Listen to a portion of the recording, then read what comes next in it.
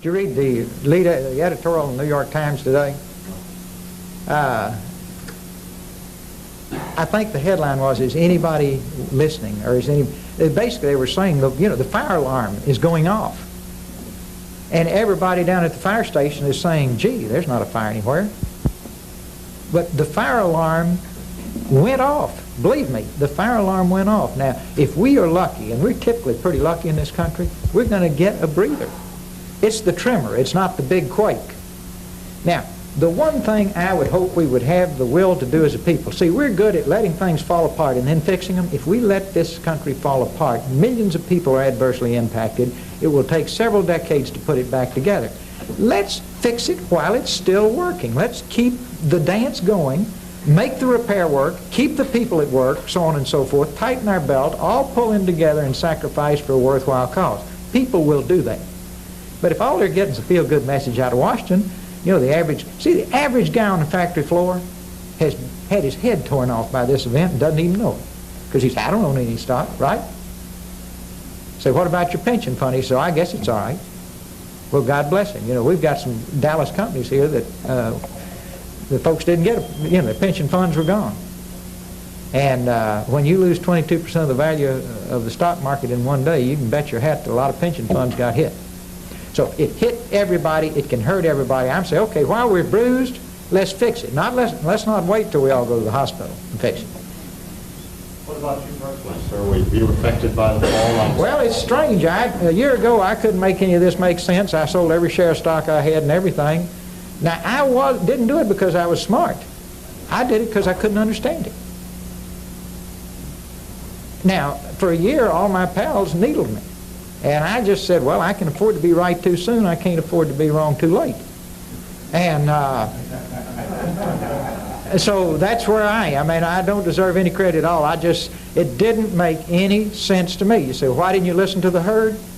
Because that's the way you get killed in the herd.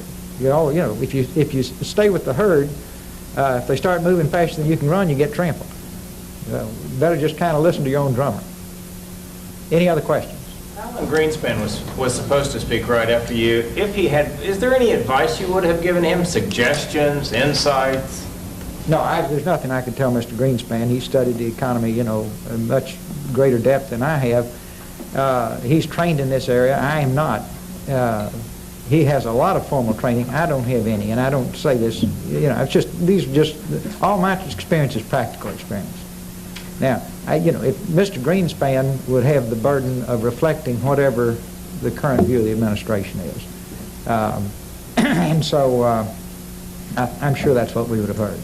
And he would have to explain why all the fundamentals are sound. But I would love to be around when somebody explains to me why a $3 trillion debt is sound, when somebody explains to me why not having a budget. Now, let's go out to some factory here, in Dallas, and walk down the floor and say, hey, guys, do you think we have a national budget today? Oh, hell yes, we've got to have a national. We don't have a national budget. We don't face it. We just say we can't face that. It's too terrible. We're not going to try to have anything that matches up with tax revenues. Now, here is where the silver bullet finally hits you. We're living off borrowed money. Remember when all the folks used to say, don't worry, we only owe it to ourselves, right? See, that's when we were gone from social drinking just to drinking every night. Just to ourselves, right? Now we're drinking for breakfast. And we're borrowing the money from the Germans and the Japanese. Now, why do they want to lend us money after we are no longer a good credit risk? Give me one reason. Why would you lend the U.S. money if we're not a good credit risk? Why wouldn't you take your money and buy assets in the U.S. when they're dirt cheap, right? And if you pull it out of... What's going to happen to the interest rates if these guys pull out of this federal securities market? Because we are spending more than we take in. Now, I think we ought to talk to the American people about that very candidly, very bluntly, explain it to them, and they'll say, well, it's been a heck of a party, right? And things were a lot better than any of us ever thought they'd be. But now we've got to tighten up our belts, and they're still going to be great, and they're going to be great for our kids, but we're going to have to get back in shape. We're going to have to do the basic fundamental things it takes to keep our country the greatest country in the world.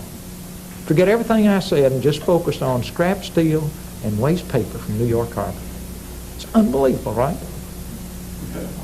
That sounds like El Salvador. Now, and also, stay with the pragmatic stuff. Go down to an electronics store where they have all the TVs turned on.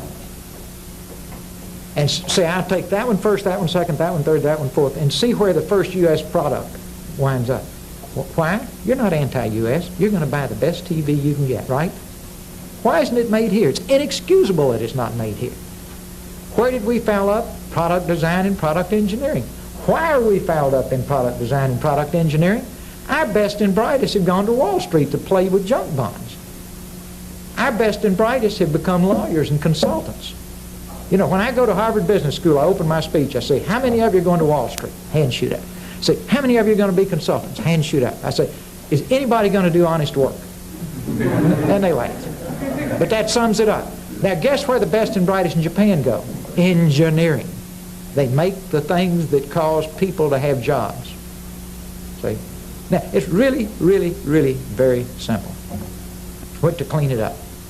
Design it well, engineer it well. I'll guarantee you the guys on the factory floor will build it well. And I can take you to car plants that U.S. manufacturers closed because the workers were considered unmanageable. Just lousy, rotten guys. The Japanese came in, bought the plant, hired the same people back, and the only change was Japanese design, Japanese engineering, but more importantly, Japanese leadership. And they turn out a Japanese design car made in the United States. If you put one made in Japan, one in the United States, you can't see the difference. Honda's getting ready to export their U.S.-made cars. Doesn't that tell you all you need to know? They're going to send U.S. cars made by Honda, made by U.S. factory workers all over the world. Now, it's inexcusable that we not do that. To me, that's the message. Anything else? Is that it?